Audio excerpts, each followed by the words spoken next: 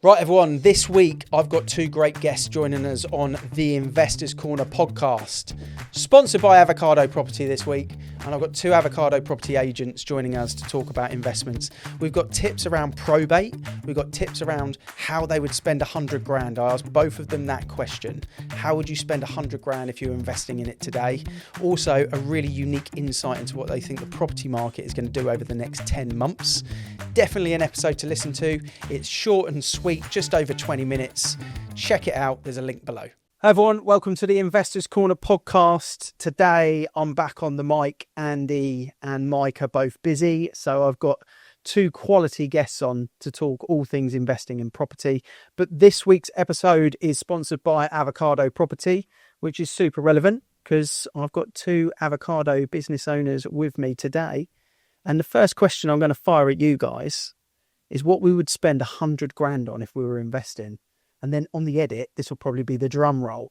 First of all, I'm going to go to you, Sanjay. How are you, bud? Yeah, all good, mate. Yeah, is this your third time on this podcast? Fifth, sixth time probably, yeah. It's all good. It's all good. Yeah, good stuff. Talk to me. 100 grand.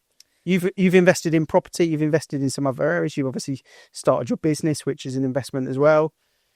Let's talk second half of 2025. Where are you putting 100 grand? If I had 100 grand, I would probably now invest it in, we were talking about this offline, probably stocks and shares, and then just let it go. It's the compound interest. I've got a few investments in stocks and shares at the moment, and it's just consistent. It's consistent money, isn't it? And the compound interest I think you get over time is probably where it's at, for me anyway. Do you invest in like an index fund, or are you investing in individual businesses? Are you like cherry picking a business? No, I index funds. Yeah, S&P 500. Yeah, I'm not really into, like, I don't know it enough to know that. So yeah, Vanguard is where I'm investing at the moment. Oh, I'm hardcore Lansdowne. Don't talk to me. These like two different sports fans. Yeah. But that's just because that's the one I open. Okay, interesting. So 100k, it's going into the stock market, it's going into an index fund, and you're going to just sit it there, let it breathe, and hopefully be rich when you're 65. Well, I'll tell you what, if you leave that in there for 20 years, you're going to get a fair amount back, especially if you keep topping up. So, yeah, I don't think that's a bad idea. Yeah, nice. Ryan, what about you? Obviously, property's been your game for most of, well, all of your career pretty much. But, you know, the last decade, if you were putting money, I guess that might be the safe haven, but you've been doing a little bit of research and education into other areas as well. I've been looking into it, and obviously it's part of this conversation. But yeah, the stocks and shares, and whether to invest in ISAs or actual stock market itself. But it's just, I think the difficulty for a lot of people is there's so much information available, you just don't know where to start. Mm-hmm. That's the biggest thing I had, and you end up just not doing anything. So in answer to your question, I'd probably put it in property. If it was right now, 100 grand, I would be buying a refurb project, probably with someone else, and quickly flip it and sell it on. That's what I would do at this point. But just because you feel confident doing it. Because I know that. Yeah. That's my backyard. I know what that looks like. I know how it works. I've got the contacts. And stocks and shares, I feel like it's one of those things that you almost put in your faith in someone else. Yeah. Which you are, clearly. But actually, and it is a lot longer to see any progress. So I just don't know enough about it, but absolutely, I think the second half of this year, I'm definitely going to try and learn more about it and start investing in that as well. So, I mean, it segues nicely into property. And although this is the Investors Corner, we talk about all investments. Last week, we had, the last 2 weeks, actually, we had two different parts talking Bitcoin. So we'll go to the other end of the spectrum on that segue and talk about property. A couple of months since the budget, interest rates for buy-to-lets, as we're seeing in our group WhatsApp, are quite strong at the moment for buy-to-lets, sort of 3.5 to close to 4, but you can get good rates under 4%. What's going on with kind of demand for buy-to-lets in your patch, landlords you're talking to?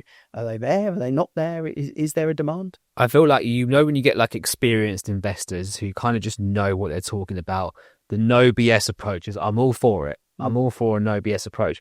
We recently had an apartment go under offer, and the guy just did his due diligence before he came and viewed it. So he was in there probably, I would say, 55 seconds before he made an offer. And I was like, fair play, okay. And he didn't need to ask any questions, and he's buying it. So I feel like we're getting two ends of the spectrum, those people that are super experienced, and then those who are not, who are probably selling their assets, right? So yeah. Are you finding a lot of landlords selling properties in Bracknell at the moment? There's a few, yeah, there's quite a few. We're getting a lot of asset sales, no change sales. I've literally got one guy today, he's got 2 properties, he's going to be selling one of them, doesn't know which one, and then selling the other one next year. So yeah, that is definitely happening. I think for investments, actually, it's still quite a good market for investors, because the amount of people that are selling, the lack of rental properties available, like, what prices are doing. Funny enough, I came from a viewing today. Guys travelled down from Dorset to view a house, £500,000 townhouse with us. And I said, "Oh, why are you moving from Dorset?" He said, "I'm actually looking for investment." I was like, "I didn't book it in, Sanjay did, so I didn't know." Take that bit out if you want to. He said, "I'm looking for investment," and he's willing to invest £500,000 into a freehold property in Bracknell when he doesn't live in the area. He's got family, knows the area, but he just said, actually, a 15-year-old house, it's going to be great for 25 years. It's going to bring me over £2,000 a month. I mean, what more can I possibly want? Just put it in there and I don't have to worry about it. So those sort of investors, and he'd done his research, he knew what area he wanted to buy in, and he's only going to buy in Bracknell in one development as well.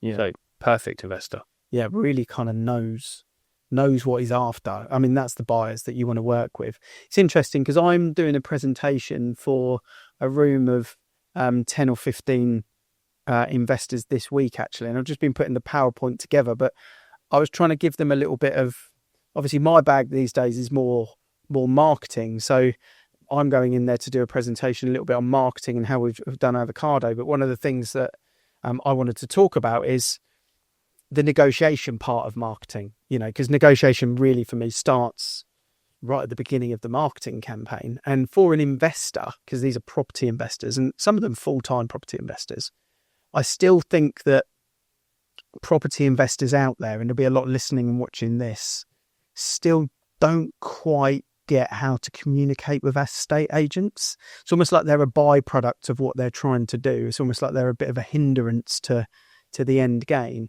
But I think it's also important for investors to understand that the estate agent is the controller of the information. So you've mentioned then 2 clients that knew what they were after, knew what they were about, knew what they wanted. On the flip to that, over the years, have you dealt with a lot of investors that maybe are a bit almost more blasé or a bit more cryptic with what they're trying to do for their investment? So I had my builder actually recommended me someone to speak to that was looking to invest in a specific development within Bracknell, which is probably one of the worst developments to invest in because there's so much red tape and legislations when buying these flats, lease issues, fire regs, the whole lot. But for some reason, they were just hell-bent on buying in this development, and I don't understand why. And there is a lot of flats in this development which are rented out, and then I had a conversation with them and I just gave them some educated advice, and by the end of the call they were just like, okay, yeah, that makes all sense. And I wasn't saying don't buy here, I was saying here's the facts, you go make your decision. But without having a conversation with me, she wouldn't have been able to make that informed decision, and she was just going in blind basically. And honestly, that probably would have been one of the worst decisions she would have made, which is a shame. So they need to be reaching out for sure. And why are investors over the last couple of years, why are they buying? When you talk to a buy-to-let investor, they're either portfolio, they're looking for monthly returns like the chap you mentioned there that wants $2,000, pension plans, buying for kids. Is there any trend or themes that you're finding with buy-to-let? It's all money for the future. I mean, that's obviously why people invest, isn't it? Full stop. I wouldn't say it's one size fits all. It's it's not legacy or for kids. I think it's just a case of I've got this money. This seems a logical way to get more money back over long term, whether it be monthly rental or capital growth over the next 10, 15, 20 years. That, in a nutshell, for me, is collectively why they all invest. Don't know about the same for you? No, they're pretty much bang on. Yeah, and I guess for you guys, in property and myself as well, if you're buying a buy-to-let or you're buying a property from an investment point of view, you mentioned about maybe refurbing with the $100,000, but if you were buying a property with that long-term sort of goal, what sort of standouts would you say are in your marketplace that you would be looking at? What, maybe not the block of flats that you mentioned. No, maybe not. We won't mention the flats there, just so you don't get any hate mail. But what would be the ideal sort of property? Ryan, I'll sort of come to you first. I think the last time I was on this podcast with you, I think I said something similar. But for me, it's those small freehold family homes, the 2 or 3 bed houses in a good location with good school catchments that are just nice and stress-free. are the perfect investments. I'd rather pay 100 grand more for a freehold house than an apartment. Again, nothing against apartments. The rentals are great, but for the resale in the years to come, they just seem to be the best thing. That's what I'd be advising people to buy. 2 and 3 bed houses around 400 grand. Yeah, I mean, Andy Brown, the avocado lettings director and co-host of the pod, 2 free beds all day long, freehold. That's his kind of pick of the bunch. Anything controversial? You've got a bit of controversy in your locker? Yeah, always. You know what? Great to If I was an investor, I'd probably want to make friends with probate solicitors. That just seems like a no-brainer to me, especially if you're doing a buy, refurbish, and refinance strategy. Like going in there, 9 times out of 10, they're going to have a full refurb, and you're going to get them under market value. And if you know a probate solicitor, which we know a few, and they do pass us, some homes to sell, these are, for me, the golden opportunities. Like from an investment point of view, for sure. So probates, yeah, interesting. Is that because you feel no chain? It's normally a property where it needs a bit of refurbishment to get it back up to standard. So probate is an easy way to guarantee that. Are you kind of more talking, right, if you've got something that's no chain, vacant possession, needs a bit of refurb, not an emotional sale? I know probate is for the estate, but it's not like we need to sell this to buy our dream home type scenario. So is that the kind of thing that you're thinking from an investor's eyes? Yeah, because an investor's not, it's a business transaction. It's not an emotional purchase. That's where a lot of investors do go wrong. They put emotion into it. And I always call them out on that. And I'm just like, remember, this is a business transaction. But yeah, 100%. 100%, I think so. And what do you think property market's going to do over the next we've got 10 months left of the year. What's your expectations over that 10 months? I think we're in a quite a volatile state, aren't we, at the moment? I've said at the start of the year, and this year, the market's going to be plain sailing. It's not really done too much over the last 12 months.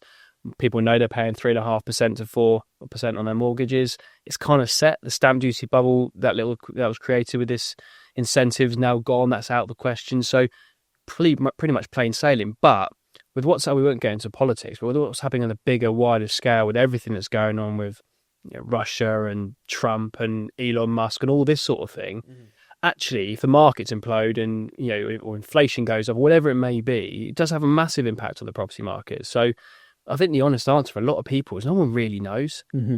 I would say, though, for me, I think we did our market update in December, didn't we? I think I said about 2 or 3% increase for the 12 months would be pretty stable. That's where I see it. I don't think I've changed too much, but who knows? Yeah, we had some data actually supplied to us from last year. When we had the 2 base rate drops last year, we shared and spoke about it in the avocado group actually. But the first base rate drop last year, which I think was just after summer, even though interest rates didn't change, buyer registration, viewings and demand increased by 10% just on that particular base rate change. And then the next one that happened where it actually went down. It went up, mortgage rates. The base rate came down, but mortgage rates actually went up as a result. That also had double figure demand increase. We haven't got the data from the most recent one yet, but we will have in the next couple of weeks. And we have seen interest rates drop as a sort of result. So all the portals are saying at the moment, more stock, more sales, more demand at a decent level in comparison to this time last year. So hopefully that sort of continues. What about yourself, Sanjay? What's your expectations? No, just adding on to that, like that just builds confidence in the market, doesn't it? Like if you're gonna see stats like that where things are increasing, I said that on evaluation the other day, and they were like, "What's the market doing?" And I was like, "Well, this time compared to this time last year, everything's up. Like more houses come to the market." So if that doesn't build confidence, then I don't know what does. And it's not like we're struggling to sell homes. There's always the buyer activity there. So as far as I'm concerned, yeah, no issues. Yeah, it would be interesting to see what happens in the wider world if anything, I think for the property market, when it's all a bit boring out there, the press seems to jump on the property market and find some sort of negative statistic. But there's so much like clown-based entertainment going on elsewhere at the moment. Yeah, they forget about property. Yeah, but it is carry it on. You made the point about those, interest rates dropping, and then the demands go up.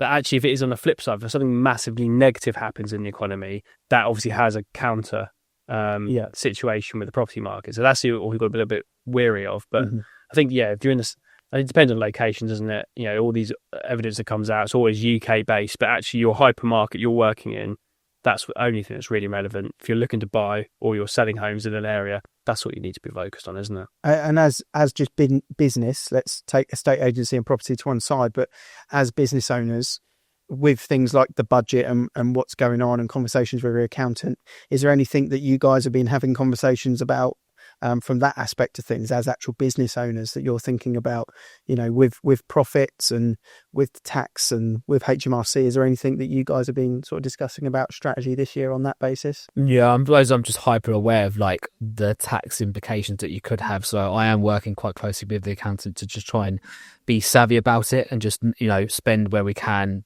to reduce that, because evidently it's going to be a lot.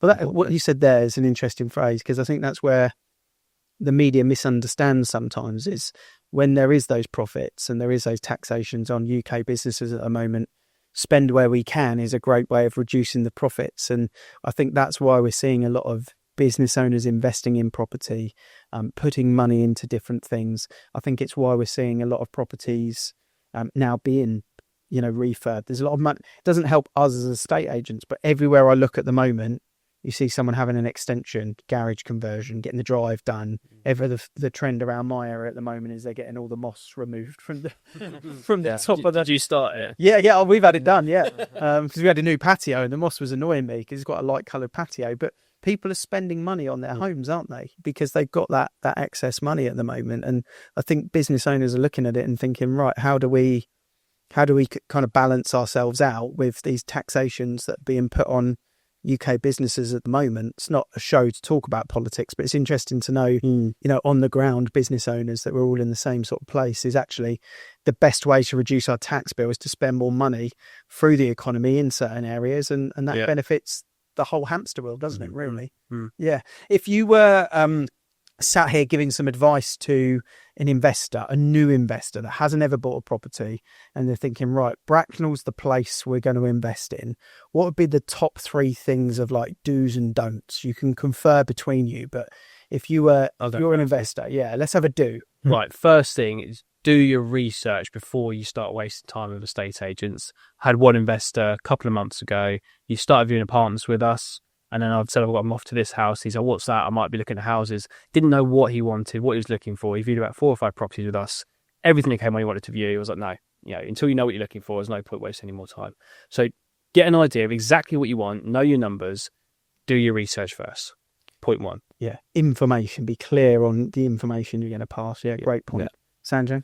I think just take advice on board as well. Like 9 times out of 10, if it's us to anyway, like we'd always just try and give the best advice to that individual investor, to their individual needs. And if they don't take the advice on board, which sometimes they don't, and it's like, you know, you can't be helped, and you end up making the wrong decisions, and that's the last thing you want to do, especially when you're spending hundreds of thousands of pounds. I still remember a conversation I had with my stepsister about 3 years ago. She basically, after lockdown, had bought a motorhome, wanted to go touring around Europe and had some extra cash. And she said she's going to invest it into a buy-to-let so that she could then use the money to kind of spend a year touring around with her dog. And I said, right, look at these sort of properties. So we were looking at stuff like your Harmon's Water ex-council 2-bed, you know, massive 2-bed, dirt cheap in price. She could rent it out really comfortably, big room, so you could get 2 different tents in, super easy. One came up, she went and viewed it. I don't think she viewed it with you guys, I think it was another agent, and she said, I could never live there, so I didn't offer on it. And I was like, yeah, but all the advice I'd just given was all geared around, don't worry about whether you're going to live there or not. And then I had this conversation with her about a month ago, and she said, oh, what's my friend is trying to rent somewhere, but it seems like you can't find anywhere to rent them. I was like, yeah, the demand for rental is outrageous. She's like, oh, I should have bought that flat, shouldn't I? I was like, yeah, you should have. You know, and that's the advice you've got to give people now, is take the advice on board and act on it. You know, be brave enough to do that. What else? What about don'ts? What would you say don't do? Don't investing. Touched on leaseholds. You know, is that a no-no, or is it a certain type of leasehold that's a no? I wouldn't say it's a no-no specifically. I just got to be aware of what is going to be involved. You've got management charges to consider. rising ground rents. You might have issues on remortgaging in a few years' time. You're going to pay more for solicitors to do the work for you. If there's a low lease, you're going to have to worry about lease costs extending in a few years' time. There's just a lot more to be involved. It feels to me in a lot of towns where commercial blocks have had change of use and then repurposed into flats, on the resale is where a lot of the issues are. It's not the purpose-built blocks that are necessarily the problem with the solicitors afterwards. It's where someone has bought a commercial unit, turned the offices into PD, turned them into units, into residential units from commercial units, and they seem to be the problem with the management packs that we're seeing on the resale at the moment. So would you say just do a lot more research into that aspect of it with leasehold? Yeah, there's like some blocks, unfortunately, in Bracknell which are unmortgageable, like that exactly that, office to residential conversions. And investors, one investor in particular has been trying to sell their flat for like 3 years and they just can't sell it unless it's a cash buyer. You've just got no chance. And it's not a lease issue, it's literally a resale issue. But they're still selling them from new on that same development, and they're actually selling them, which is crazy. But I'm sure they're probably not making them aware that you won't be able to resell this, or it's just very, very difficult. And just to give you some context around that, some of these developments, lenders, there's only one lender which will lend to that whole development. Once they've reached their quota, they're not lending anymore, so they're out at the moment, which is mad. Yeah, I mean that's bonkers. It's crazy. Yeah. That's why sometimes, I mean, having your own solicitor in your power team is really important. But if you're a new start investor, I'd always say use a local solicitor, a local traditional solicitor that knows the unadopted roads from the management packs, that knows the local information. I think they're worth their weight in gold in new investments. And also, if you're going to buy in a development like some of the ones we mentioned here, maybe speak to a solicitor that's actually dealt with a sale there as well. Yeah. Don't just use a recommended one from a friend or your mortgage provider or your broker, because it's going to cost you a lot more money in the end. Let's put it that way. Yeah. Any other don'ts or do's? Just don't be silly with your money. Like, I mean, I know it sounds like common sense, but like some people are just mad, aren't they? If they've got 400, 500 grand to spend, they're just like go and spend it on 3 or 4. Don't just spend it on one, in my opinion. If as long as it's a long-term investment, just don't go and spend it on one. It's crazy. Split your money. Yeah, split your money, split your investments, which property or other. Yeah, that exactly. Like the investing, right? If you're going to invest, you want multiple pots of investments because they're investments. They're not going to guarantee you a return. So if you've got 7 as opposed to 1, you're a lot more likely to get a return, right? And it's also splitting it as well. And it doesn't all have to be in property, or all doesn't have to be in stocks and shares or in Bitcoin or in ISA, whatever it may be. Just spread it out. That's probably the best option, isn't it? Yeah, because you're hopefully, if one thing tanks and you're all in on that, you're not going to have that liability, that problem, which is great advice. Always good to have you guys on the channel. It's always interesting. Bracknell's such a hub, such a hotspot for investors in and around the whole of the UK, really. I just think it's always been such a great place for people to invest because it's still lower value than a lot of the neighbouring areas, your Wokinghams, your Ascots, your Camberleys, your Maidenheads. If you look at that sort of diamond, it sits in the middle. Lower average house prices, great 3 bedrooms, great 2 bedrooms that rent out really, really well. Nice town centre, double train stations, lovely nature around the area, good primary schools, good secondary schools as well. It's just a great place to invest. So it's always good to have you guys on. Thank you very much. Good luck for the rest of the year. Thank you very much. And if people want to reach out to you guys, register with you, you obviously have your Beat the Portal. So if investors want to see about properties before they go on Rightmove, follow your socials, Instagram, Facebook, probably the best place. Just at Ryan and Sanjay, really simple. On either channel. Yeah. Love that. Cheers. And the Bracknell Property channel on YouTube. There we go. Plugged. Thanks everyone. We're back next week. Cheers.